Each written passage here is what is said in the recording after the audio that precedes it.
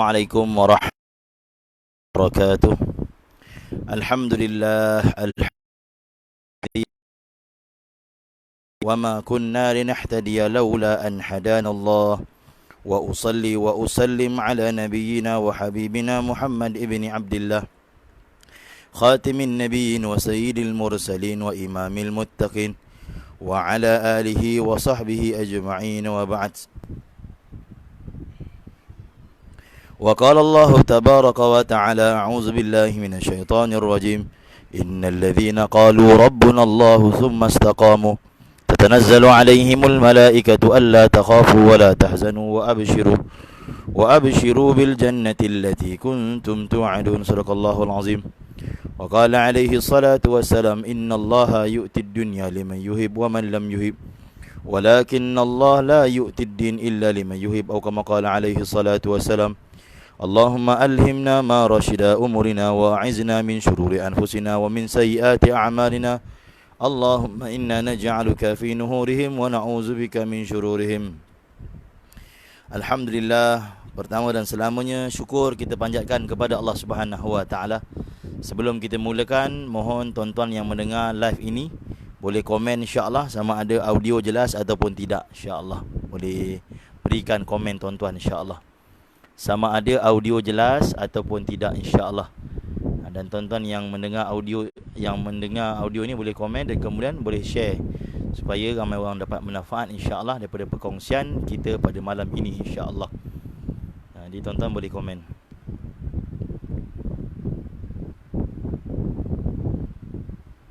Insya-Allah.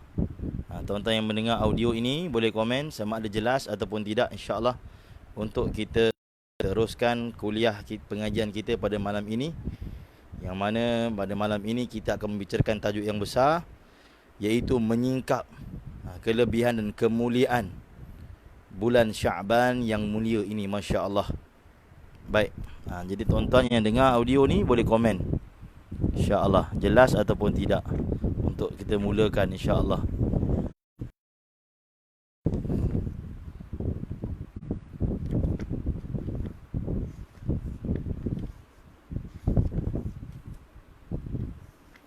Baik, dan dah ada yang dah komen insya-Allah. Suaranya jelas insya-Allah. Baik. Tuan-tuan, ayah ibu dirahmati lagi Subhanahu wa taala.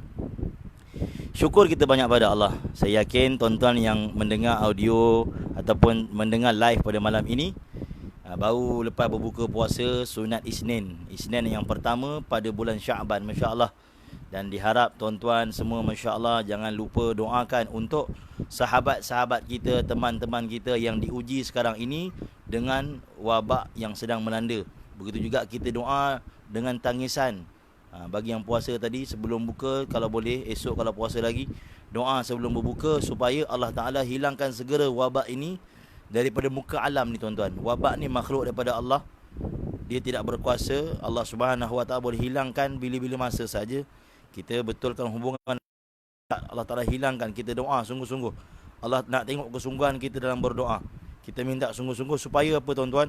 Supaya kita dapat kembali menikmati solat berjemaah di masjid dan surau, duduk kuliah surau, dapat melangkah semula ke tanah suci, Allahu Akbar, rindunya dengan kota Mekah, kota Madinah, dan dapat menjalani kehidupan secara aman seperti biasa insya-Allah. Allahumma amin. Yang tu kita inginkan. Lebih-lebih lagi tuan-tuan, tak lama lagi kita nak masuk bulan Ramadan, masya-Allah. Maka sebab itu tuan-tuan kita minta sungguh-sungguh supaya dapat kita mengecapi nikmat beribadah, bertarawih, bertilawah, bertadarus, beriktikaf dalam bulan Ramadan al-Mubarak yang tak lama lagi tuan-tuan. Baik. Tuan-tuan, sebelum kita pergi pada tajuk kita, ingin saya ingatkan bahawa penting sentiasa kita syukur pada Allah atas segala nikmat. Sekarang Allah beri kita nikmat yang banyak. Nabi SAW yang sahih, dua nikmat sering manusia lupa, nikmatul fara', nikmatul sihah. Nikmatul sihah, nikmatul fara'. Nikmatul sihah ni apa? Nikmat kesihatan. Jadi Allah beri nikmat kesihatan pada kita tuan-tuan. Janganlah kita lupa. Dia sedang diuji dengan kesakitan, kita syukur pada Allah. Allah beri kita kesihatan. Dan jangan lupa doakan kepada mereka yang dalam kesakitan supaya mereka segera sembuh. Nikmatul fara', nikmat ada masa lapang. Alhamdulillah, Allah beri masa lapang pada kita. Sebab itu tuan-tuan, pada waktu ini, musim PKP ni, kita tak boleh keluar rumah. Gunalah manfaat kita, guna bacaan Quran, bacaan hadis ta'lim di rumah kita, insya-Allah bersama ahli keluarga kita, dakwah nafi dan isbat, cerita kebesaran Allah Subhanahu Wa Taala, kehidupan akhirat, perkara yang pasti kita lalui, mahsyar, mizan, sirat, kubur. Ini yang kita akan lalui tuan-tuan, syurga atau neraka. Kita cerita pada ahli keluarga kita hari-hari supaya datang kerisauan dan kita ada semangat untuk buat persiapan. Masya-Allah. Kita gunakan masa luang kita untuk dirikan solat-solat sunat. Mungkin sebelum ini kita kalau solat duha 2 rakaat, kita usaha waktu lapang ni kita belajar buat 12 rakaat. Masya-Allah. Duha paling banyak 12, paling sikit 2. Tak mampu buat 12, tingkatkan jadi 4. Mungkin hari ni 2, besok 4. Lusa jadi 6, kemudian 8. Kita sikit-sikit tuan-tuan. Masya-Allah. Mungkin ada juga solat-solat sunat yang mungkin tak pernah kita buat ataupun yang jarang kita buat sebelum ini, disebabkan kesibukan masa kita. Contohnya selepas maghrib tuan-tuan, panggil solat sunat awabin. Solat sunat awabin ini tuan-tuan kita dirikan selepas maghrib. Walau Maulana Sa'ad bagi tahu kalau orang yang agak tak larat, dia rasa macam tak ada kekuatan, solat ba'diyah maghrib 2 rakaat, lepas tu tambah lagi awabin 4 rakaat. 2 rakaat 2 rakaat. Solat awabin ni sepatutnya 6 rakaat. Tapi kalau tak larat, lepas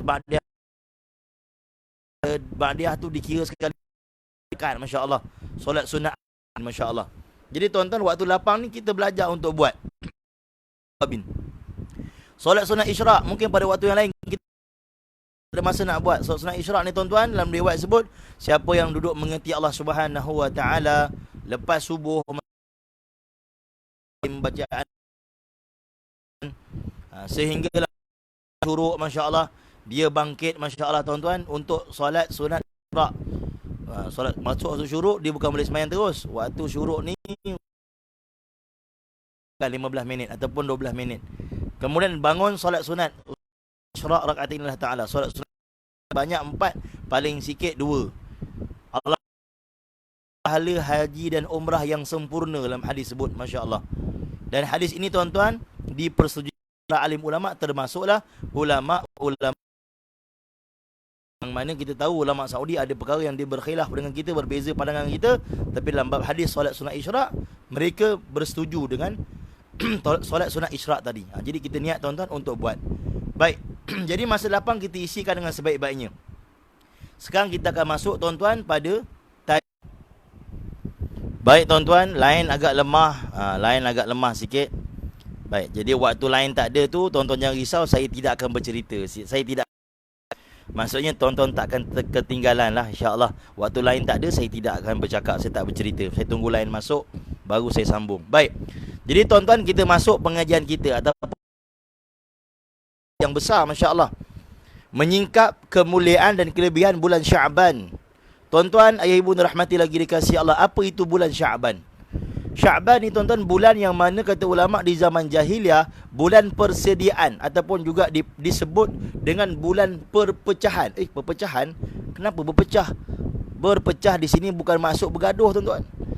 Perpecahan ataupun berpecah di sini bermaksud orang-orang Arab akan buat pecahan kumpul. Maksudnya orang-orang Arab akan buat pecahan kumpulan. Sebab selepas Sya'ban akan masuk bulan Ramadan. Ramadan ialah bulan yang tuan-tuan semua maklum, Ramadan tu maksudnya panas. Bulan musim panas. Sebab itu waktu kami belajar di Universiti Madinah dulu, waktu bulan Ramadan, kalau zaman saya dulu dapat tiket percuma untuk musim panas. Tak semua orang tahan musim panas ni tuan-tuan, masya-Allah. Ada orang negara mungkin belah-belah Eropah yang negara dia tak terlampau panas macam di Saudi, masya-Allah, 45, 47 darjah, masya-Allah, dapat tiket percuma. Jadi di tanah Arab ini musim panas dalam bulan Ramadan, dan Ramadan itu sendiri membawa maksud panas. Maka Sya'ban ialah bulan yang dipanggil bulan berpecah. Berpecah apa? Mereka buat pecahan kumpulan untuk pergi cari air, buat persediaan dalam bulan Ramadan. Nak sambut Ramadan, mereka buat persediaan, buat persiapan, maka mereka cari air, masya-Allah. Macam kita bila kalau di Selangor ni Syabas lah, kalau di Johor Syarikat Air Johor SAJ buat pengumuman Mungkin minggu depan air tak ada. Apa kita buat? Kita akan buat persiapan, cari bekas, letak air dalam tong. Begitulah mereka. Nak masuk Ramadan, bulan panas, mereka akan berpecah buat kumpulan, mencari wadi-wadi, mencari telaga-telaga untuk mereka timba air, mereka simpan di rumah-rumah. Masya Allah. Tuan-tuan, ayah ibu rahmat lagi dikasihi Allah. Bulan Sya'ban ini kata ulama, bulan yang mana seakan-akan kecil dan bulan Ramadan. Bulan Rejab, bulan-bulan haram, termasuk dalam bulan-bulan haram tentang bulan Rejab. Bulan haram ni bulan apa? Bulan yang mana orang Arab di zaman jahiliah telah mengharamkan diri mereka daripada bergaduh, daripada bersengketa, berbalah. Ni orang Arab jaga. Bulan Rejab, bulan Zulkaidah, bulan Zulhijjah, Muharram.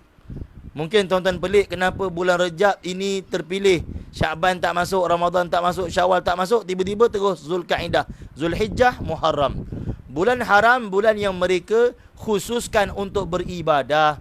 Rejab ialah bulan umrah bagi orang-orang di zaman jahiliah. Orang zaman jahiliah, mereka buat umrah setahun sekali je tuan-tuan, bulan Rejab. Tuan-tuan bayang kalau ada travel umrah masa kali je tuan-tuan menaiki umrah. Mungkin di kalangan yang sedang menonton ini tokey-tokey travel ataupun mutawif-mutawif seperti kami. Masya Allah. Kalau zaman tu ada travel umrah tuan-tuan, tuan-tuan hanya bertugas umrah ini setahun sekali pada bulan Rejab sahaja. Kerana zaman tu bulan Rejab sahaja orang buat umrah.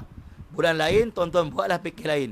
Pakej pergi ke Aceh ke, pergi Vietnam beli kain, orang kata kat sana kain murah, masya-Allah. Buatlah pakej lain. Bulan Rejab saja waktu tu. Jadi bulan Rejab dikhususkan sebagai bulan yang mana mereka khususkan untuk beribadah, iaitu umrah. Zulkaidah, Zulhijjah dan Muharram bulan haji. Zulkaidah pergi, Zulhijjah buat haji, Muharram balik haji. Ini 3 bulan. 4 bulan dipanggil bulan haram. Rejab, Zulkaidah, Zulhijjah, Muharram mereka khususkan untuk beribadah. Dan Nabi SAW sebut dalam hadis, Imam Nawawi tulis dalam Riyadhus Shalihin, sum minal hurum, berpuasa dalam bulan-bulan haram. Akan banyak lagi amalan yang dianjurkan untuk dilakukan dalam bulan-bulan haram. Masya Allah. Tuan-tuan, ayah ibu rahmati lagi dikasihi Allah Subhanahu wa taala. Maka Rejab dan Ramadan, 2 bulan yang telah ma'ruf daripada segi kemuliaannya, jarang diperkatakan, jarang disebutkan. Maka sebab itu Nabi SAW menunjukkan kepada kita tentang keutamaan. Masya-Allah. Sya'ban juga bulan yang tidak kurang kelebihannya, izzahnya, kemuliaannya, keagungannya daripada Rejab. Masya-Allah. Kerana kalau dalam bulan Rejab ada peristiwa Isra' wal Mi'raj, ada turunnya perintah salat, dalam bulan Sya'ban juga ada peristiwa yang besar dan turunnya perintah Allah Ta'ala. Dalam bulan Rejab adanya Isra' wal Mi'raj, peristiwa agung. Dalam bulan adanya perintah Allah, iaitu perintah salat, perintah agung. Dalam bulan Sya'ban juga adanya peristiwa yang besar, turun perintah yang agung kepada umat ini, umat Nabi sallallahu alaihi wasallam.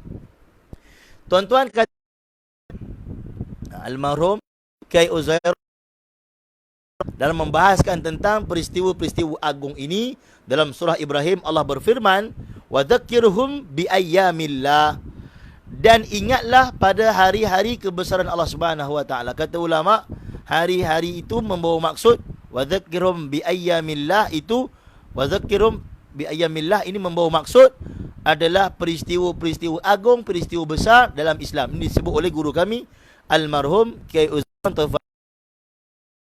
Al-Mi'raj, dan termasuklah peristiwa-peristiwa yang kita nak bicarakan dalam bulan Sya'ban ini berlaku. Dan tuan-tuan, di kalangan tuan-tuan pasti pernah dengar kisah-kisah ini, cuma mungkin tak tahu yang peristiwa itu berlaku dalam bulan Sya'ban. Jadi tuan-tuan, pada hari ini, malam ni kita nak ketengahkan kelebihan, keutamaan bulan Sya'ban supaya kita merasakan bahawa bulan Sya'ban Kelebihannya, bahkan bulan Syaban juga termasuk dalam bulan-bulan yang mulia, Masya Allah. Bahkan bulan yang mana bulan persediaan sebelum memasuki Ramadan. Baik. Jadi tuan-tuan, minta maaf line agak lemah. Tapi tuan-tuan jangan risau, waktu line tak ada, saya tidak bercerita. Saya akan berhenti bercerita, line ada baru saya bercerita, insya-Allah. Jadi tuan-tuan tak tertinggal poin-poin yang kita nak bahaskan pada malam ini, insya-Allah. Baik. Tuan-tuan sebelum kita pergi lebih lanjut, saya ingin ingatkan diri saya dan tuan-tuan, janganlah kita terlupa doa yang dianjurkan oleh Imam Nawawi yang dinukilkan dalam kitab Al-Azkar Imam Nawawi, iaitu doa yang kita baca dalam bulan Rajab. Allahumma barik lana fi Rajabin wa Sya'bana wa ballighna Ramadan.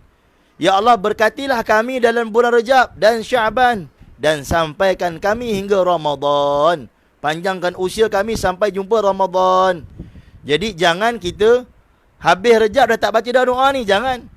Kita baca lagi tuan-tuan, teruskan baca doa ni dalam duha kita, dalam solat, lepas solat kita, Masya Allah, dalam tahajud kita, dalam ibadah kita, dalam solat awabin kita, dalam istighfar kita, dalam zikir pagi petang, waktu kita berdoa, kita baca doa ni tuan-tuan. Selitkan doa ni. Allahumma barik lana fi Rajabin wa Sya'bana wa ballighna Ramadan. Minta Allah Ta'ala berkati kita dalam bulan Rajab yang mulia, yang dah berlalu dah, Masya Allah, bulan Sya'ban dan juga bulan Ramadan. Baik. Sekarang kita pergi kepada peristiwa-peristiwa yang berlaku dalam bulan Sya'ban. Tuan-tuan, dalam bulan Sya'ban ini 4 peristiwa yang besar. Minta maaf tuan-tuan, line tadi lemah sikit.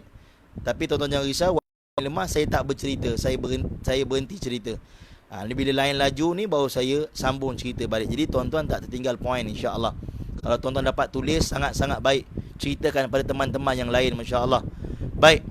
Kita minta Allah Ta'ala bagi lain penuh, insya-Allah.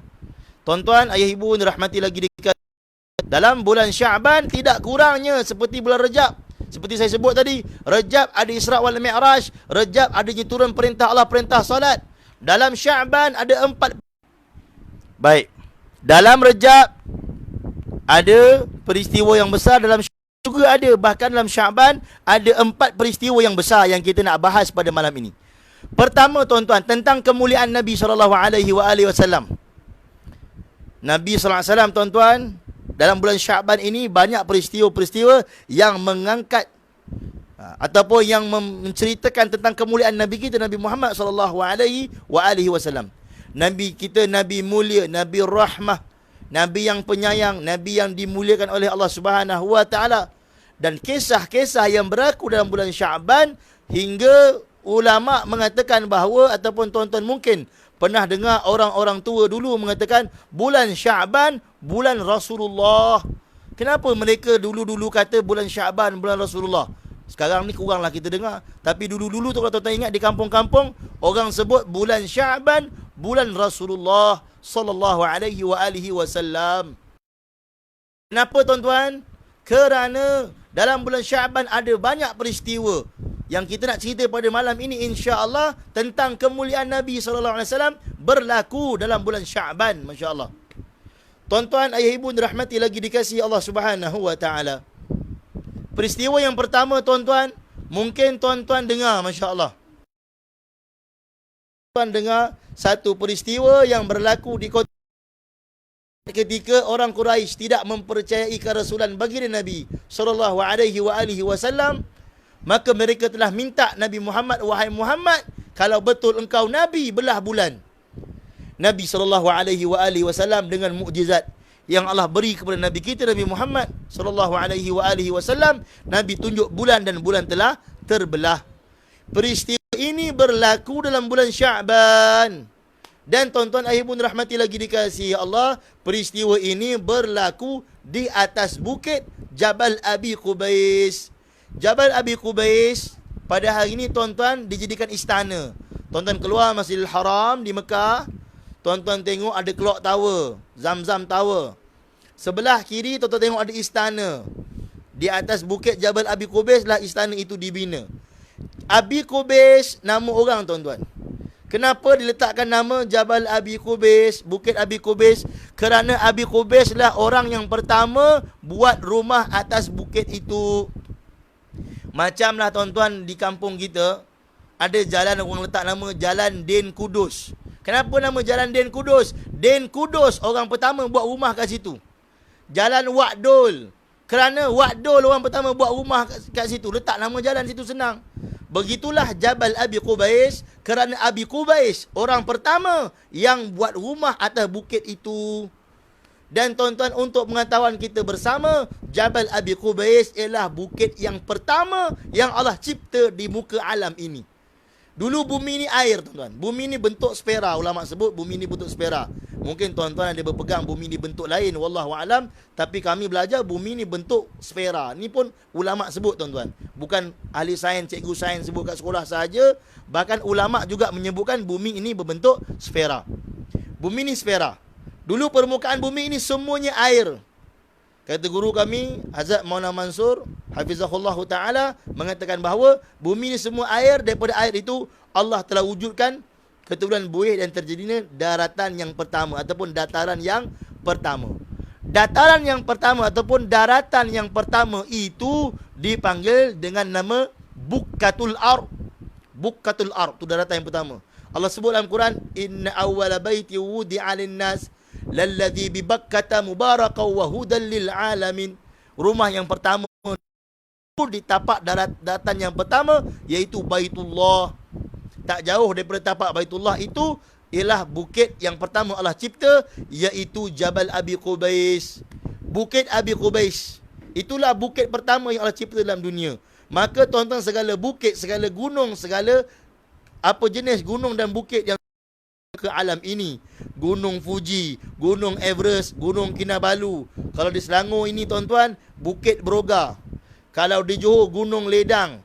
Gunung macam Gunung Mak Cincang di Langkawi, wallahualam. Itu semua tu anak cucu cicit Jabal Abi Qubais. Bukit yang pertama dicipta oleh Allah dalam dunia. Ini disebut oleh Abu Yasir Alawi Al-Maliki rahmatullah alaih. Dan tuan-tuan, ahibun rahmati lagi dikasih, termasuklah busut yang ada kat tuan tu. Busut tu pun anak cucu cicit Jabal Abi Qubais. Di atas Jabal Abi Qubais Allah Ta'ala menunjukkan mukjizat Rasulullah sallallahu alaihi wa alihi wasallam. Nabi tunjuk bulan dan bulan telah terbelah. Ini kemuliaan yang Allah berikan kepada Nabi. Bahkan banyak lagi, tuan-tuan, yang mampu kita nak ceritakan semuanya, Masya Allah. Begitu mulianya Nabi kita. Sebab itu, tuan-tuan, sepatutnya kita bersyukur menjadi umat kepada Nabi Muhammad sallallahu alaihi wa alihi wasallam. Allah Ta'ala cerita, tuan-tuan, Nabi Musa alaihi salam saat ketika nak pergi dakwah Fir'aun, Allah Ta'ala perintahkan kaulan layyinan, lembutkan lidah kamu. Untuk Nabi SAW, Allah berfirman, Fabima rahmatin minallahi lintala Muhammad, lidahmu telah pun ku lembutkan. Ini kemuliaan, izzah yang Allah beri kepada Nabi kita, yang patutnya kita bersyukur dapat jadi umat kepada Nabi Muhammad SAW.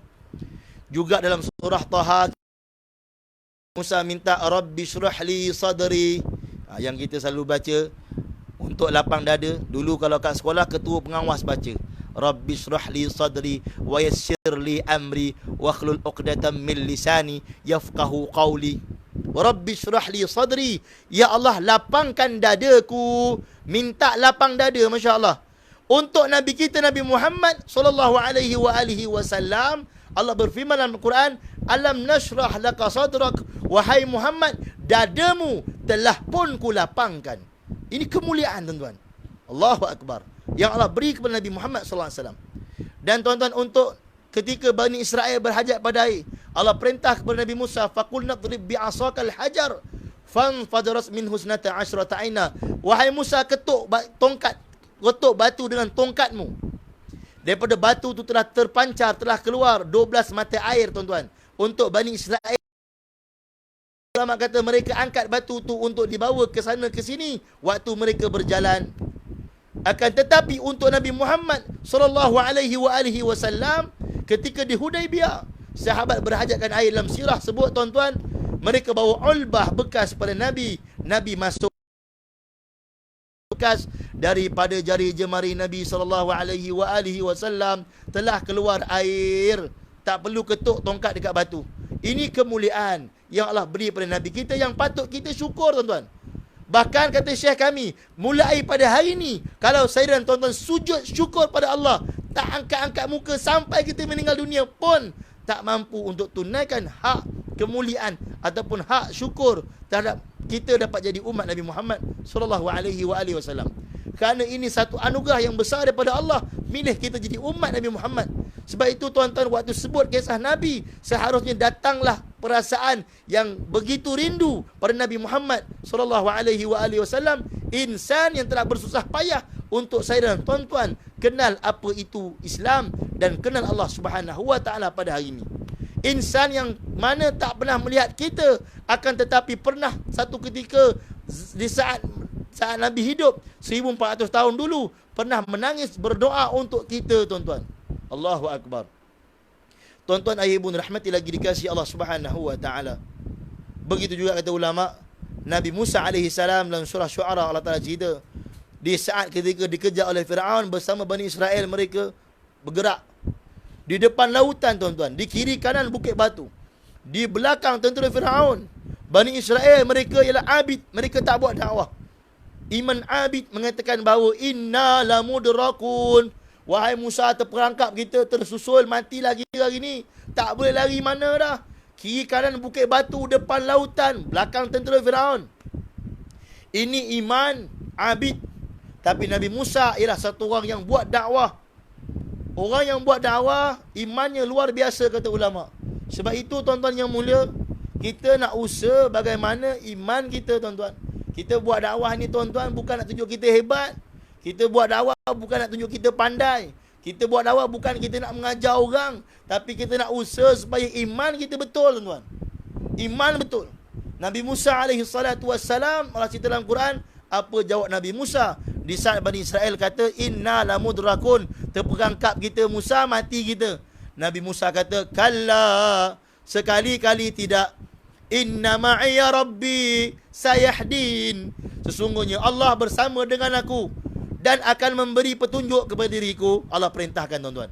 Fakul nadrib bi asakal bah, wahai Musa, ketuk lautan dengan tongkatmu. Ketuk lautan, lautan terbelah 12 lorong, masya-Allah. Tuan-tuan, kemuliaan Nabi Muhammad, kata ulama, tanpa ada perantaraan tongkat, Nabi tunjuk dengan tangan Nabi SAW kepada bulan, dan bulan telah terbelah di hadapan Quraisy di atas Jabal Abi Qubais. Ini berlaku dalam bulan Sya'ban. Peristiwa pertama yang kita nak cerita pada malam ini. Peristiwa yang kedua, tuan-tuan, yang kita nak cerita pada malam ini, tuan-tuan, adalah peristiwa pertukaran kiblat. Ini juga berlaku dalam bulan Sya'ban, dan ulama sirah sebut berlaku pada 15 Sya'ban, masya-Allah. Pada nisfu Sya'ban, 15 Sya'ban. Sahabat Nabi SAW bersama baginda hijrah ke kota Madinah. Telah kita cerita pada siang tadi, kalau tuan-tuan ikuti kuliah Rahikul Maktum pagi tadi jam 10.30 pagi, kita bicara tentang hijrah Nabi SAW.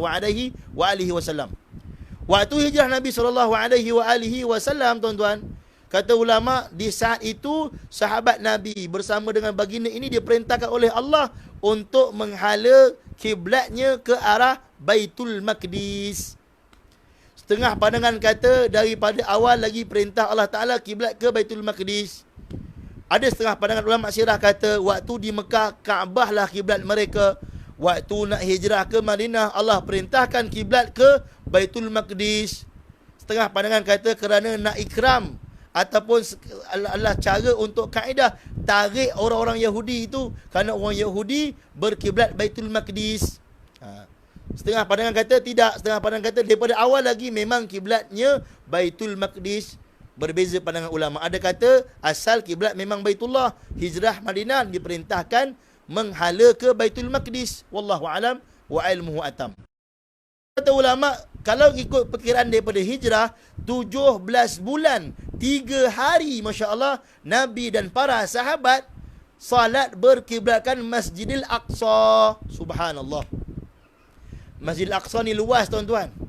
Tuan-tuan kena niat untuk pergi Masjidil Aqsa.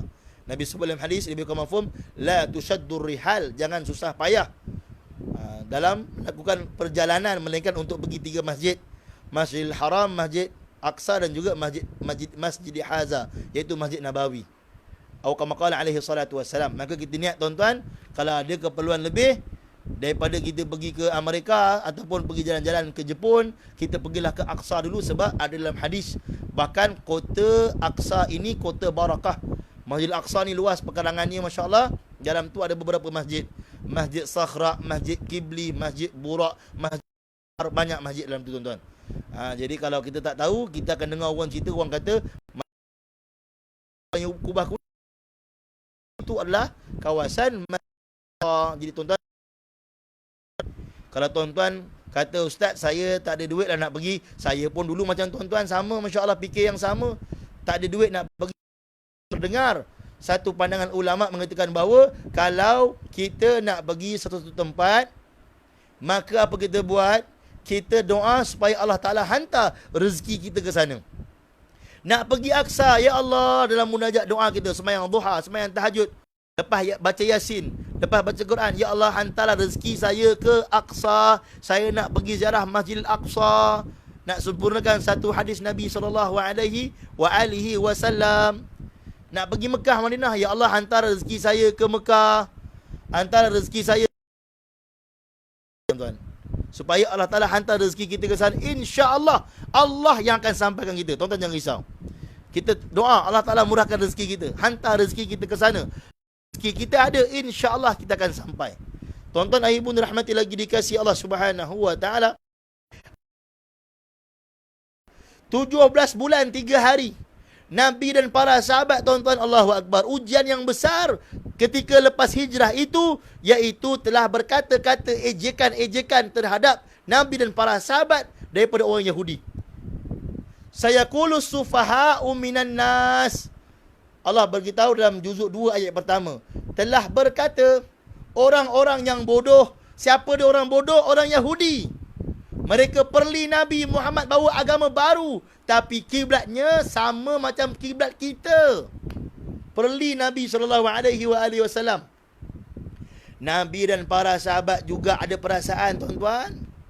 Manusia juga ada perasaan. 17 bulan, tuan-tuan. 3 hari, kata ulama. 17 bulan 3 hari.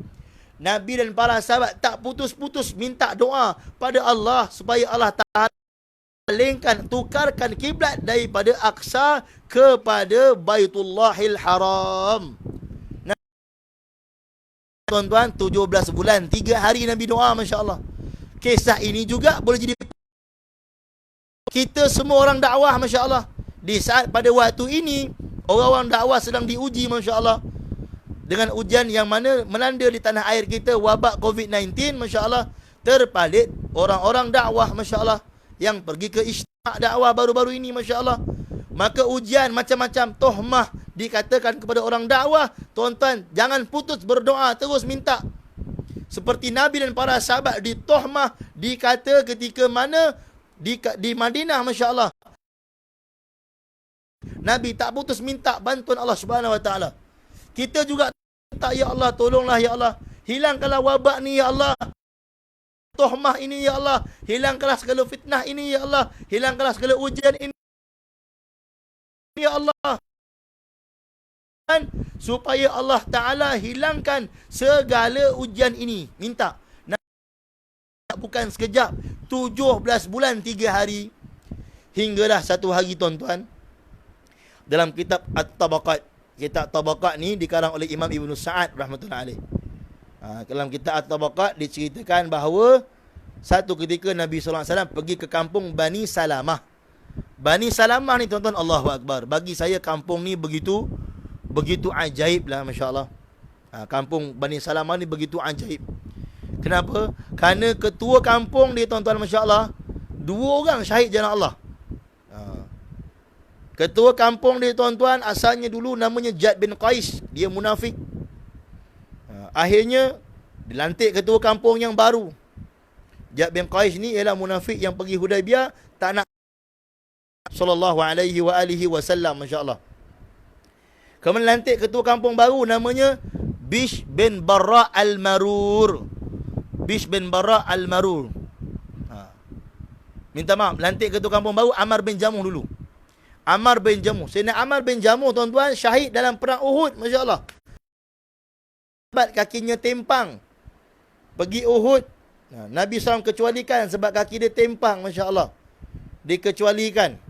Orang kurang upaya. Sampai dekat rumah, bini tunggu depan pintu, bini, saya malu dengan jiran-jiran, suami jiran-jiran saya semua pergi perang. Suami saya Ammar bin Jamuh telah balik, malu saya. Tuan-tuan bayang, satu isteri bakar semangat suami untuk kerja agama, untuk ketaatan pada Allah, untuk perjuangan Rasulullah. Maka Ammar bin Jamuh telah angkat tangan doa, Allahumma la taruddani ila ahli, ya Allah, jangan kembalikan aku ke pangkuan keluargaku lagi, aku nak syahid dekat Uhud. Dia pergi Uhud, dia syahid. Cerita dia panjang lah. Tapi asbab daripada tashkilan ataupun dakwah isteri dia tadi. Isteri dia yang bakar semangat. Jadi ibu-ibu yang mendengar audio ini, jadilah pembakar semangat kepada suami untuk ketaatan pada Allah. Dan jangan melemahkan suami untuk taat perintah Allah. Tak hikmah dalam ajak suami. Kadang cakap tu kasar sangat, suami sampai kecil hati. Cakaplah elok-elok, pujuklah suami untuk taat perintah Allah. Kadang-kadang kita cakap terlampau kasar sampai suami terasa, masya-Allah. Tapi Ammar bin Jamuh punya isteri telah menjadi asbab suaminya berjuang menentang musuh-musuh Allah di Uhud hingga syahid, subhanallah. Ketua kampung syahid di Uhud, ganti ketua kampung baru namanya Bishr bin Barra al-Marur. Bishr bin Barra al-Marur, tuan-tuan, masya-Allah, syahid bila? Syahid dalam perang Khaybar tahun 8 Hijrah. Pergi Khaybar syahid, masya-Allah. Ni ketua kampung Bani Salimah. Contoh kampung yang terbaik, tuan-tuan, masya-Allah, kampung Bani Salimah. Bukan orang kampung saja terlibat dalam kerja agama, ketua kampung terlibat, bahkan ketua kampung syahid di jalan Allah Subhanahu wa taala. Begitu luar biasa. Baik. Jadi Nabi SAW bulan 3 hari, satu ketika ibu kepada Bishr bin Barra al-Marur ini kurang sihat, sakit, masya-Allah. Ummul Bishr bin Barra al-Marur. Ibu pada Bishr bin Barra al-Marur. Nabi SAW pun datang ziarah. Ini disebut oleh Imam Ibn Sa'd dalam kitabnya At-Tabaqat. Datang ziarah, tuan-tuan, maka diberi hidangan kepada Nabi SAW setelah Nabi ziarah. Dan kemudian masuk waktu zuhur. Maka mereka pun, tuan-tuan, solat di tapak. Sekarang ni, tuan-tuan, di kampung Bani Salimah itu tapak Masjid Qiblatain tu. Masjid Qiblatain itulah tapak tempat Nabi SAW solat. Dan sekitar kawasan Masjid Qiblatain itulah kampung Bani Salamah. Dalam 500 meter daripada situ terdapatnya universiti kami. Universiti Allahu Akbar. Tuan-tuan, ayah ibu rahmati lagi dikasihi Allah Subhanahu wa taala. Maka berlaku Nabi SAW pun pergi untuk solat zuhur bersama sahabat-sahabat Nabi. Pandangan Imam Ibn Sa'd solat zuhur. Imam Bukhari menyebutkan solat asar. Berlaku perbezaan pandangan Imam Ibn Sa'd dan juga Imam Bukhari. Imam Bukhari sebut solat asar.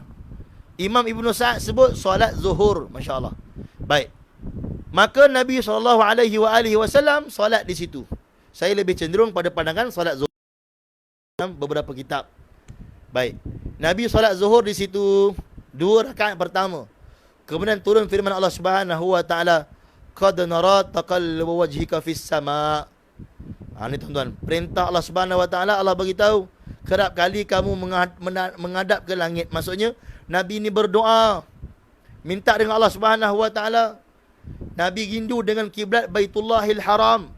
Maka Allah Taala perintahkan, fawalli wajhaka syatral Masjidil Haram, palingkanlah, pusinglah menghala ke Baitullahil Haram. Maka Nabi pusing 2 rakaat yang kemudiannya itu, kata ulama, 180 darjah menghala ke Baitullahil Haram daripada kiblat yang sebelum ini Aqsa. 180 darjah Nabi pusing. Baik. Bukan 360 darjah pusing balik. 180 je, tuan-tuan. Dan, tuan-tuan, masya-Allah, itulah kali pertama, kata ulama, Nabi SAW di kota Madinah menghala, yang ini arah kiblatnya. Dan, tuan-tuan, kata ulama, Ini menjawab hina macam-macam. Bahawa orang Islam bukan berhajat kepada kiblat itu. Orang Islam buat menghala ke Aqsa itu kerana perintah Allah. Bukan nak ikut orang Yahudi kerana perintah Allah Ta'ala. Bukan nak ikut orang Yahudi. Tak ada pasal lah kita nak ikut orang Yahudi ni. Tapi kerana perintah Allah, kita buat, tuan-tuan. Perintah Allah kita buat, Masya Allah. Tuan-tuan, begitu juga Baitullah. Kita ni bukan sembah Kaabah. Kita bukan sembah Masjidil Haram. Hari ini, tuan-tuan, ujian melanda wabak seluruh dunia. Kaabah hari itu dikosongkan. Syekh di Saudi kata, yang menunjukkan kepada orang bukan Islam, kepada non-Muslim, bahawa orang Islam tapi sembah Allah, kita berkiblatkan ke arah Baitullah untuk kesatuan umat, satu kiblat. Dan kita berkiblat ke sana juga bukan suka-suka kita nak menghala ke arah kiblat Baitullah, tetapi menyempurnakan perintah Allah. Kita, tuan-tuan, duduk rumah ni PKP bukan suka-suka, tuan-tuan. Menunaikan perintah ulil am, pemerintah kita. Menunaikan pemerintah punya perintah adalah perintah Allah. Wa ulil amri minkum, mentaati pemerintah pada perkara yang tidak bercanggah dengan syarak, dapat pahala, tuan-tuan. Perintah Allah. 24 jam tuan-tuan duduk, mungkinlah dekat 2 minggu lebih ini, bukan duduk saja dapat pahala, Masya Allah. Sebab duduk kita ini, tuan-tuan, kerana tunaikan perintah pemerintah ulil am. Jadi, tuan-tuan, kita berkiblatkan Baitullah bukan suka-suka, tetapi perintah Allah Subhanahu wa ta'ala. Tuan-tuan dan ibu rahmati lagi dikasihi Allah. Kata ulama, sahabat Nabi SAW yang salat zuhur dengan Nabi itu, maka bergerak pergi sampaikan berita. Zaman tuan-tuan ada WhatsApp. Mereka bergerak menyampaikan daripada mulut ke mulut. Maka bergeraklah sahabat Nabi untuk sampaikan kepada teman-teman di Masjid Nabawi. Masa tu Masjid Nabawi, Masjid Quba masih lagi berkiblatkan apa, tuan-tuan? Berkiblatkan Masjidil Aqsa. Sahabat ni bergerak. Dalam perjalanan, mereka jumpa satu jemaah ataupun satu kawasan yang Bani Salamah juga tengah semayang, Masya Allah. Di masjid tempat tu, kat kawasan tu. Dulu masjid ni, tuan-tuan, mereka ni berbumbungkan langit, berlantaikan tanah. Dan masjid dia parat pinggang je dinding. Dinding parat pinggang ni, tuan-tuan. Sebab itu kalau tuan-tuan pergi Madinah, Masjid Masabih masih kekal binaan macam tu. Masjid parat pinggang, lantaikan tanah, bumbungkan langit. Masjid Fasakh di Uhud. Masjid Fasakh di Uhud sama lagi macam tu. Lantai tanah, bumbung langit, Masya Allah. Masjid dia parat pinggang. Masjid Usbah, Masjid Nur, Masjid Taubah masih lagi berlantaikan tanah, bumbungkan langit. Masjid punya dinding parat pinggang. Jadi maksudnya apa? Kalau orang lalu, orang akan nampak. Orang akan nampak orang solat dalam tu. Kalau orang lalu, dia akan nampak jemaah sedang solat. Maka sahabat ni sedang dalam perjalanan nak pergi Masjid Nabawi, nak bagi tahu dekat sahabat-sahabat di Masjid Nabawi bahawa perintah Allah telah turun, kita diperintahkan untuk tukar kiblat dan aku telah solat di belakang Nabi. Nabi telah berpusing menghala ke arah Baitullah. Dalam perjalanan nampak sahabat, tuan-tuan, sedang solat di situ. Jemaah tu belum selesai lagi solat, sedang solat. Dan kata ulama, tuan-tuan, juga dalam kitab At-Tabaqat, sedang rokok, tuan-tuan, Masya Allah. Kata Syekh kami ini di Masjid Nabawi, kata sahabat Nabi sedang rokok. Imam rokok, makmum pun rokok. Sedang mereka rokok, sahabat yang seorang ni datang berhenti. Dia baru habis solat. Dia nampak mereka ni menghala ke Aqsa lagi. Imam rokok, makmum rokok. Dia pun berkata, sesungguhnya aku bersumpah dengan nama Allah, aku baru selesai salat di belakang Nabi SAW dan perintah Allah telah turun. Perintah untuk tukar kiblat daripada Aqsa kepada Baitullah dan aku telah salat di belakang Nabi. Nabi telah pusing menghala ke Baitullah ketika sedang salat. Tuan-tuan bayangkan, sedang imam itu rokok, makmum itu rokok, imamnya dan makmumnya berpusing. Imam pusing dulu. Tengah-tengah rokok, tuan-tuan bayang. Tengah rokok dipusing, Masya Allah. Pusing menghala ke Baitullahil Haram, disebut dalam kitab. Dan makmumnya pun pusing. Kata Syekh kami di Masjid Nabawi, Syekh Abu Muhsin, mengatakan bahawa bayangkan sahabat Nabi waktu rokok, bila dengar perintah Allah dah turun menghala ke Baitullah, waktu rokok mereka pusing. Baik, kenapa mereka pusing masa rokok, tuan? Kenapa tak tunggu i'tidal? Kalau kita nak pusing kalau i'tidal. Kalau rokok ni susah, tuan-tuan, nak pusing, tunggulah i'tidal. Tapi sahabat tidak. Waktu sedang rokok itu mereka pusing. Subhanallah. Kata Syekh kami, kerana sahabat Nabi itu adalah manusia yang mana untuk taat perintah Allah, mereka tak perlu tunggu i'tidal, tak perlu tunggu sekejap lagi, tak perlu tunggu minggu depan, tak perlu tunggu nanti-nanti. Mereka kalau tahu ini perintah Allah, waktu rokok pun sahabat Nabi SAW yang kita sedang belajar untuk contohi mereka, tuan-tuan. Masya Allah. Waktu rokok pun mereka pusing untuk taat perintah Allah. Berbeza dengan kita pada hari ini, berlengah-lengah dalam mentaati perintah Allah Subhanahu Wa Taala. Nantilah, belum sampai masalah, belum sampai serulah, nantilah, tunggu pencen lah, itulah, inilah. Tapi sahabat waktu rokok, dengar sahaja berita, mereka terus pusing waktu rokok itu juga. Menunjukkan hebatnya sahabat dalam mentaati perintah Allah, tak tunggu nanti-nanti. Subhanallah. Tuan-tuan, sahabat tadi teruskan perjalanan sampai di Masjid Nabawi. Kata ulama, salat di Masjid Nabawi menghala ke Baitullah mula-mula sekali pada waktu maghrib.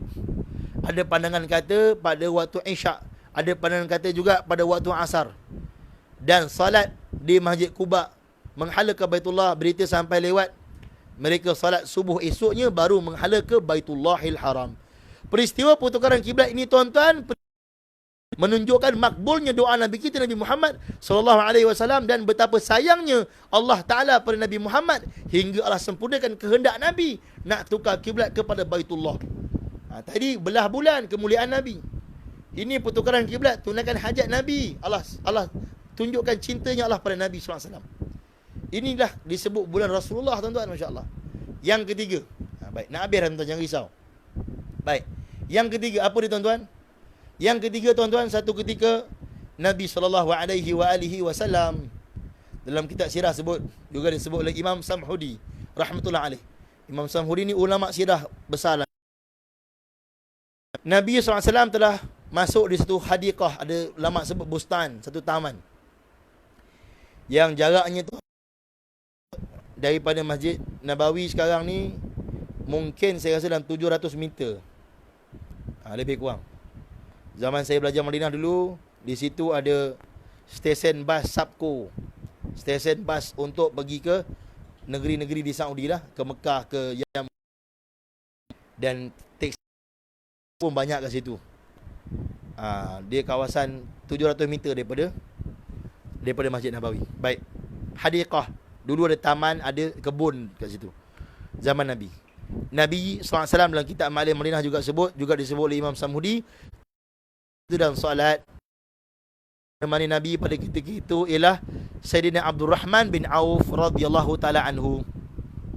Nabi sujud lama, tuan-tuan. Lama Nabi sujud, masya-Allah. Kata ulama, Abdul Rahman bin Auf menangis teresak-esak. Abdul Rahman bangkit awal. Abdul Rahman semayang sunat juga, tapi selesai awal. Tengok Nabi sujud lama, khawatir Nabi wafat. Sayangnya sahabat pada Nabi. Nabi SAW sujud lama. Setelah lama sujud, Nabi bangkit. Nabi tanya Abdul Rahman, lebih kau mafhum, kenapa menangis? Abdul Rahman kata, saya khawatir Nabi SAW wafat. Saya cinta pada kamu ya Rasulullah, sebab tu saya nangis. Bayangkan, tuan, cintanya sahabat pada Nabi.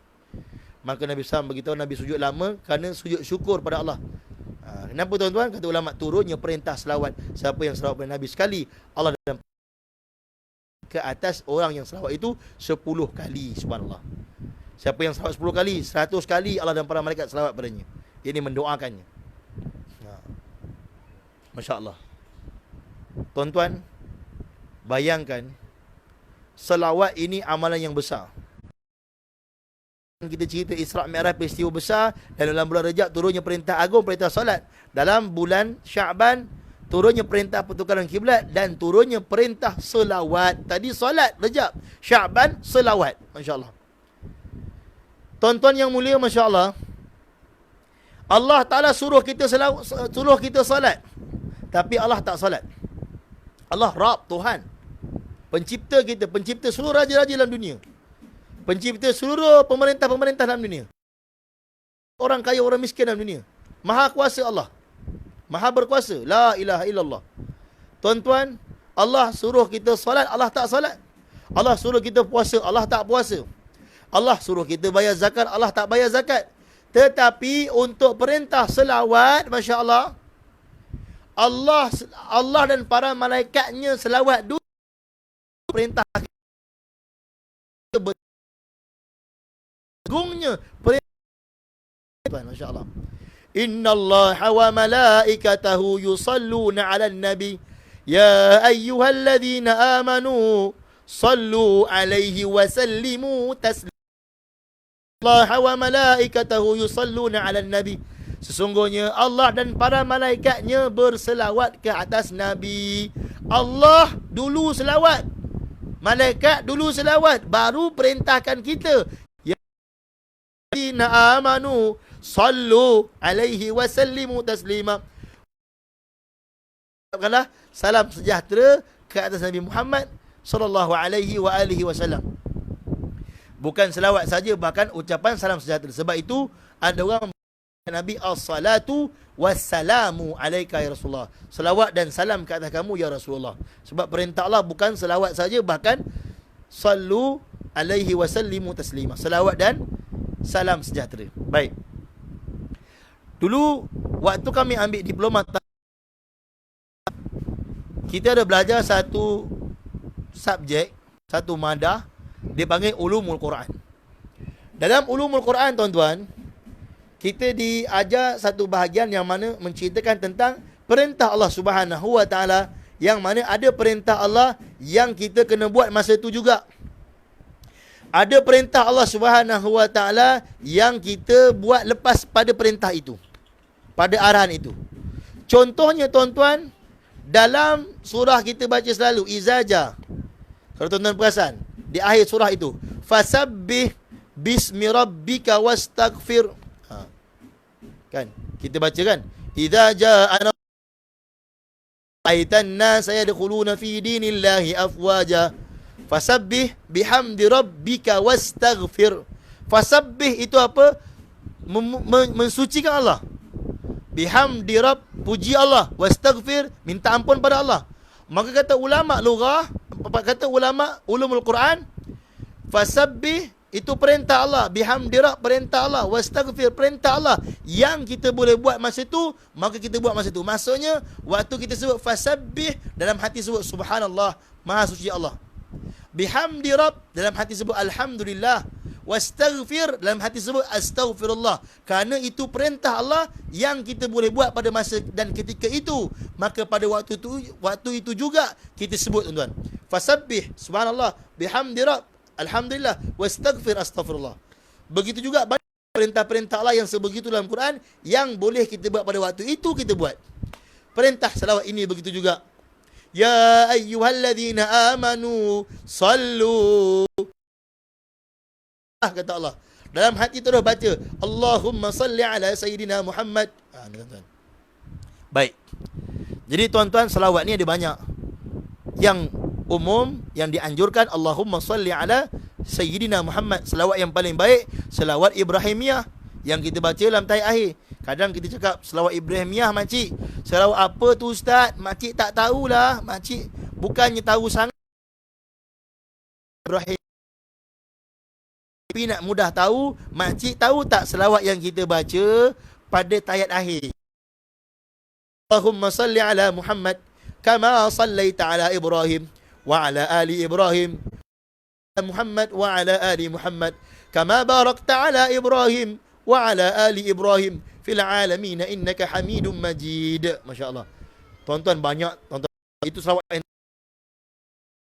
Ada juga selawat tib.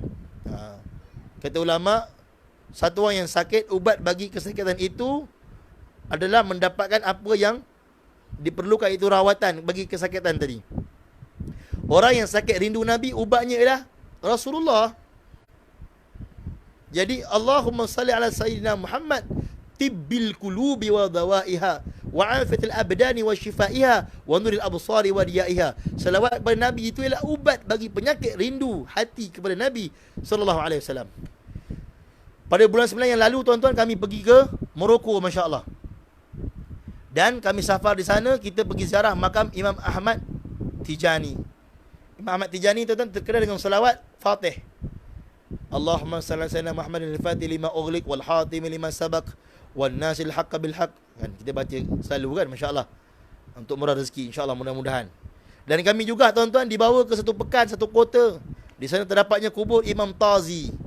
Imam Tazi rahmatullahi alaih, masya-Allah, ulama yang mana masya-Allah diceritakan oleh guru kami, yang mana ulama yang telah susun selawat nariyah ataupun selawat yang yang mungkin tuan-tuan biasa dengar. Nama kadang orang tak apa jelas sangat. Surah Al-Ikhlas, surah apa Ustaz saya tak tahu. Qul huwallah tahu? Tahu. Macam tu juga selawat. Selawat tafrijiyah. Mungkin tuan-tuan pernah dengar di radio-radio IKIM ataupun radio Islamik, ataupun tuan-tuan dengar di YouTube. Allahumma salli salatan kamilatan wa sallim salaman tamman ala sayyidina Muhammadin alladhi tanhalu bihi al-uqadu wa tanfariju bihi al-kurabu wa tuqda bihi al-hawaiju wa tunalu bihi al-gharaibu wa husnul استسقى الغمام كريم وعلى آله وصحبه في كل لمحة ونفس بعدد كل معلوم لك. Ini selawat, tuan-tuan, Imam Tazi rahmatullahi susun. Selawat tafrijiyah di Indonesia terkenal, masya-Allah. Kita baca selawat ni, tuan-tuan, ketika dalam kesulitan, masya-Allah. Bertawasul dengan Nabi Muhammad sallallahu alaihi wasallam. Ada juga, tuan, Imam Syafi'i menukilkan selawat yang mana Allahumma salli ala sayyidina Muhammad adada ma dzakarahu dzakirun wa ghafala an zikrikal ghafilun, masya-Allah. Saya berselawat kata Nabi Muhammad SAW, adada ma, sebanyak mana, zakarahu zakirun, orang yang mengingati Nabi, orang yang ingat pada Allah, mereka menyebut. Wa ghafala an zikrikal ghafilun, dan juga orang yang lalai menyebut, masya-Allah. Maksudnya sebanyak mana itu orang ingat ataupun orang lupa, sebanyak itulah selawat saya pada Nabi. Ini Imam Syafi'i susun, tuan. Allahumma salli ala sayyidina Muhammad adada ma zakarahu zakirun wa ghafala an zikrikal ghafilun. Baik. Banyak lagi, tuan-tuan, selawat kata Nabi. Banyakkan selawat, tuan-tuan. Nabi SAW, cinta agung kita. Rindu Nabi, selawat pada Nabi. Baik. Banyak lagi tentang selawat ni yang kita nak cerita, tapi ini bukan wadah dia, medan dia. Waktu lain kita pergi kepada yang peristiwa yang keempat yang pertama tadi belah bulan. Yang kedua tukar kiblat. Yang ketiga perintah selawat. Ini tiga peristiwa besar yang berlaku dalam bulan Syaban, yang selayaknya orang tua-tua dulu memanggil bulan Syaban bulan Rasulullah. Yang keempat apa, tuan-tuan? Yang keempat berlakunya peristiwa yang keempat ialah malam nisfu Syaban. Malam nisfu Syaban, malam yang masya-Allah begitu besar kemuliaannya. Hingga dalam kitab Kashful Ghummah dinukilkan bahawa ada 5 malam yang kalau kita berdoa, doa dikabulkan. Malam Jumaat, malam awal Rejab, malam nisfu Syaban, malam Aidilfitri, malam Aidil Adha, malam yang kabul doa. Ustaz, kenapa Lailatul Qadar Ramadan tak masuk? Itu tak masuk buku lah, tuan-tuan, sebab Ramadan ni memang 1 bulan doa kabul. Lebih-lebih lagi Lailatul Qadar, masya-Allah. Ini malam yang bukan Lailatul Qadar, yang bukan bulan Ramadan, masya-Allah. Malam Jumaat, malam awal Rejab, malam nisfu Syaban, malam Aidilfitri, malam Aidil Adha. Subhanallah. Tuan-tuan yang dimuliakan Allah Subhanahu wa taala, boleh tak Tuan-tuan, hadis tentang puasa dalam bulan Syaban ni banyak. Saya bacakan satu hadis Nabi SAW tentang puasa bulan Syaban. Baik. Tuan-tuan, ibu rahmati lagi dikasihi Allah. Ada orang yang bertanya, Ustaz, bulan Syaban ni apa amalan yang perlu dibuat? Yang khusus. Antaranya banyakkan selawat. Sebab ini bulan turunnya perintah selawat kepada Nabi besar Nabi Muhammad SAW. Dan jangan putus doa, Allahumma barakna fi Rajabin wa Sya'ban wa ballighna Ramadan. Baik, hadis tentang puasa tuan-tuan, bulan Syaban. Boleh tak puasa bulan Syaban? Boleh. Ada hadis dan sunnah Nabi SAW. Contoh, tuan-tuan puasa hari ni, hari Isnin, bukan dapat pahala sunat Isnin sahaja, bahkan dapat pahala puasa sunat dalam bulan Syaban. Ini sunnah, masya-Allah. 2 pahala tuan-tuan dapat. Dan bagi ibu, jangan lewat-lewat nanti baru nak ganti. Sekarang ni kita ganti, masya-Allah. Mudah-mudahan kita ganti puasa dapat juga pahala puasa sunat, insya-Allah. Baik. Hadis tentang puasa bulan Syaban dikeluarkan oleh Imam Bukhari dan Imam Muslim, hadis sahih daripada Sayyidatina Aisyah. Sesungguhnya beliau telah berkata, tidak pernah Rasulullah SAW berpuasa lebih banyak dari bulan Syaban, yakni selain daripada bulan Ramadan.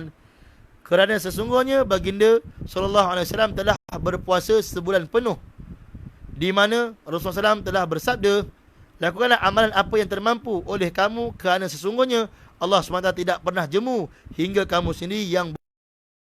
Hadis riwayat Imam Bukhari dan Imam Muslim, hadis sahih. Dalil yang Nabi bulan Syaban, jadi boleh tuan-tuan nak puasa. Cuma perbezaan pandang ulama.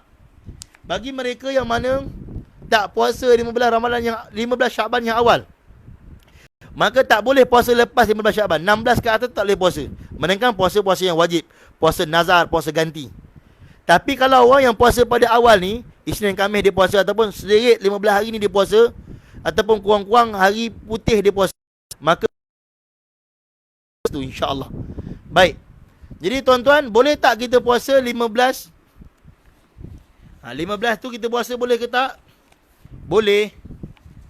Kita puasa malam nisfu Syaban tu. Tapi kita puasa pertama kerana mengambil berkat sunnah puasa dalam bulan Syaban. Bukan puasa 15 Syaban tu, bukan kerana nisfu Syaban, tapi kerana puasa sunnah dalam bulan Syaban ini. Dan kedua, puasa putih dianjurkan oleh Nabi, bukan kata Syaban, bulan-bulan lain pun. Nabi kata pun kalau nak puasa 3 hari dalam bulan, puasa sallallahu alaihi wasallam 13, 14, 15. 13 Syaban, 14 Syaban, 15 Syaban. Bukan kata Syaban saja, bulan-bulan lain pun sama. 13, 14, 15. Hari bulan terang tuan. 13, 14, 15 Syaban kita puasa, masya-Allah. Jadi boleh ke tak? Boleh. Ada orang kata bid'ah. Maka kena jelas tuan-tuan. Kita bukan puasa kerana nisfu Syaban tu. Puasa kerana bulan Syaban ni puasa sebulan pun boleh. Bahkan ada orang tua-tua kita yang puasa Rejab, Syaban, Ramadan 3 bulan straight. Tapi saya ni payah dah nak jumpa. Lapis-lapis tok-tok kita tuan-tuan banyak puasa Rejab, Syaban. Kita ni ujian banyak, masya-Allah. Sebab orang-orang soleh dah ramai dah meninggal tuan-tuan. Orang-orang yang bangun tahajud pukul 1 pagi, 2 pagi merintih di atas sejadah menangis mohon taubat pada Allah, dah ramai meninggal. Tak ramai lagi yang ada. Orang yang puasa straight bulan Rejab, Syaban, Ramadan dah ramai tak ada. Dulu ramai tuan-tuan orang puasa. Orang tua-tua kita Rejab, Syaban, Ramadan. Ulama-ulama pondok, ulama-ulama di madrasah, masyaikh-masyaikh kita puasa Rejab, Syaban, Ramadan istiqamah. Zaman kita ni tuan-tuan, masya-Allah, kurang. Sebab itu tuan-tuan, kita perlu merintih pada Allah Subhanahu Wa Taala supaya Allah beri taufik pada kita untuk teruskan amalan mereka. Baik. Dan tuan-tuan, masya-Allah, malam nisfu Syaban adalah malam yang diberkati. Tadi kita bahaskan tentang puasa pada 15 Syaban. Boleh tak? Boleh. Berdalilkan apa? Puasa hari putih dan juga puasa sunat dalam bulan Syaban. Baik. Dalam 15 Syaban, malam 15 Syaban itu malam yang mana masya-Allah Allah Taala mengampunkan dosa-dosa tuan. Baik. 15 Syaban ialah malam yang Allah ampunkan semua dosa-dosa orang beriman. Jadi sebab itu tuan-tuan kita kena tahu bahawa bukan malam Lailatul Qadar Allah ampunkan semua dosa orang beriman, kecuali beberapa orang Begitu juga malam nisfu Sya'ban. Kita niat, kita puasa siang harinya, malam kita beribadah pada Allah. Allah Ta'ala pada malam mengampunkan semua dosa orang beriman kecuali dua. Tuan-tuan jangan risau, kuliah nak habis dah. Kuliah kita dah nak habis. Allah ampunkan semua dosa kecuali dua. Siapa? Pertama adalah musyrikin. Orang yang syirik pada Allah Ta'ala. Yang ni Allah tak ampun, tuan-tuan. Ada syirik walaupun sebesar zarah, sebesar biji sawi, Allah tak ampun. Sebab itu bersihkan hati kita daripada syirik. Sebab itu kita kena sentiasa memperkatakan tentang kehebatan Allah. Bersihkan hati kita daripada syirik. Betulkan percakapan kita. Jangan ada percakapan yang menyebabkan murkanya Allah Ta'ala. Allah Ta'ala tidak mengampunkan dosa syirik. Allah tidak mengampunkan dosa syirik, tuan-tuan. Malam nisfu Sya'ban Allah ampunkan semua dosa orang beriman kecuali dua orang. Pertama, orang musyrik. Sebab itu penting, tuan-tuan, untuk kita wujudkan dalam keadaan kita dalam PKP ni, kita buat dakwah sama keluarga kita. Bicara kebesaran Allah Subhanahu Wa Ta'ala. Allah Subhanahu Wa Ta'ala yang memberi rezeki. Kita pergi kerja, kita ikhtiar. Kerja merupakan ikhtiar, tapi kerja bukan kerja yang bagi rezeki. Yang bagi rezeki ialah Allah. Ini fahaman ahli sunnah. Kita bukan fahaman Jabariyah yang tak kerja terus, ataupun fahaman Qadariyah yang yakin dengan kerja, tak yakin dengan Allah terus. Yakin kerja bagi rezeki. Kita ahli sunnah wal jamaah, kita ikhtiar pergi kerja. Kerja tu perintah Allah. Abu Bakar pun kerja jual kain, tuan-tuan. Tapi yakin Allah bagi rezeki. Jadi percakapan dakwah ni kita cakap sama ahli. Sebab itu Maulana Yusuf pengarang kitab itu Sabah kata, dakwah ni, tuan-tuan, macam orang politik juga. Orang politik masa kempen calon, dia akan buat 4 perkara. Dakwah ni juga kata Maulana Yusuf 4 perkara juga. Apa dia orang politik buat? Pertama, orang politik akan sucikan calon dia. Pertama, sucikan calon. Kedua, puji dia. Ketiga, besarkan calon dia. Dan yang keempat, nafikan calon yang lain. Pertama, sucikan calon. Yang kedua, puji calon. Yang ketiga, besarkan calon. Yang keempat, nafikan calon lain. Ni bukan saya kata, Maulana Yusuf, tuan-tuan. Kisah-kisah para sahabat, ulama besar, rahimahullah, dah meninggal dah. Baik. Begitu juga kata Maulana Yusuf, orang dakwah 4 perkara dia. Dalam mendakwakan Allah Ta'ala ni 4 perkara. Pertama, sucikan Allah. Subhanallahi amma tasifun. Subhanallahi amma yusyrikun. Daripada apa yang disifatkan oleh manusia. Pertama, sucikan Allah. Kedua, puji Allah. Ketiga, besarkan Allah. Keempat, nafikan selain daripada Allah. Ini dakwah, tuan. Orang politik buat 4 perkara. Sucikan calon, puji calon, besarkan calon, nafi calon lain. Sucikan Allah, besarkan Allah, puji Allah, nafi selain daripada Allah. Dengan dakwah akan mengikis syirik daripada hati kita. Sebab itu, tuan-tuan yang mulia, penting. Di samping kita berdakwah, kita menuntut ilmu. Ilmu akidah supaya kita tidak tersasar. Supaya akidah kita jelas. Yakin kita jelas pada Allah. Di atas jalur ahli sunnah wal jamaah. Di atas para sahabat. Tuan-tuan, ayah bunda rahmati lagi dikasihi Allah. Orang yang ada syirik dalam hati, maka tidak diampunkan pada malam nisfu Sya'ban. Kita nak belajar hati kita ni macam orang dulu-dulu wirid. Rabbi Jalallah, ma fi qalbi ghairullah, hasbi Rabbi Jalallah. Cukuplah Allah untuk aku. Qalbi ghairullah, dalam hati aku tidak ada selain daripada Allah. Ada Allah, ya tuan-tuan, tak ada selain daripada Allah. Kita nak usahakan insya-Allah. Dengan dakwah akan buang selain daripada Allah. Jadi dengan dakwah kepada iman akan datang, akan mengikis syirik, akan betulkan iman yakin. Dengan dakwah kepada sunnah akan buangnya bid'ah. Ni tuan-tuan. Tuan-tuan ibu rahmati lagi dikasih. Yang kedua yang tak diampunkan ialah musyahin. Siapa dia musyahin? Dinyatakan musyahin ialah musarim. Siapa dia musarim? Orang yang berhasad dengki. Yang ada tak puas hati lagi dalam hati dia. Yang ada salah faham. Yang ada kedengkian, ada hasad. Ini dia tak diampunkan pada malam Sya'ban. Orang musyrik dan orang musyahin. Tuan-tuan, kita ada banyak masa lagi, tuan-tuan. Seminggu insya-Allah lebih kurang. Dekat seminggu lebih kurang. kita ada masa lagi untuk kita pergi minta maaf kalau kita ada buat salah dengan orang, dan ada masa lagi untuk kita maafkan kalau ada orang buat salah kita. Amalan sahabat yang dijamin syurga itu apa tuan-tuan? Abdullah bin Amr al-As pergi tanya, rupanya sebelum tidur Nabi tunjuk dia ahli syurga kan. Sahabat tengok amalan dia biasa je, rupanya sebelum dia tidur tuan-tuan, masya-Allah apa dia buat? Dia telah maafkan segala kesalahan orang yang buat salah.